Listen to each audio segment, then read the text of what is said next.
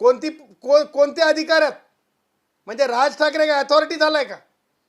राज ठाकरेला मर्यादा आहे, त्यानं मर्यादेचं उल्लंघन करू नये. तिथं नाक बुडूद्यासवर फोटो काढता तेव्हा अदानीजी चालतात. कारण व्यवसाय टिकला पाहिजे, मुंबईत उद्योग टिकला पाहिजे, पोर्ट चालले पाहिजेत. अरे एक अभिमान असला पाहिजे. काही मतांतर असू शकतात, पण एवढे एक्स्ट्रीम का बाबा? फोटो काढले फॅमिली शूट साठी, अदानीजींचे फोटो चालतात.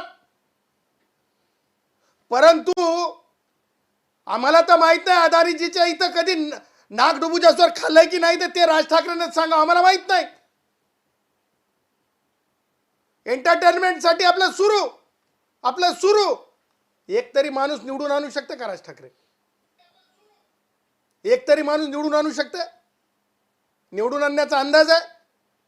काही खाजगी दूरवाहिनीवरल्या मी मुलाखती पाहिल्या, त्याच्यात तर आताच शिन झाल्यासारखे विचार आहेत.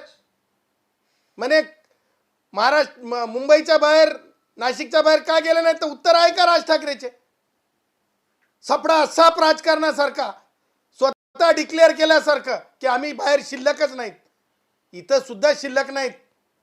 आणि त्याच्यामुळं मला राज ठाकरेंची आता क्यू येते. राज ठाकरेच्या डोक्यामध्ये ही दलिंदरी भरलेली आहे.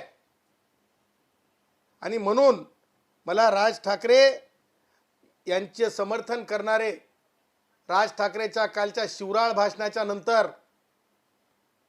राज ठाकरे स्वतःला ठेकेदार समजताय ना संस्कृतीचा, पर्यावरणाचा. काल किती डेसिमेल होता स्पीकर?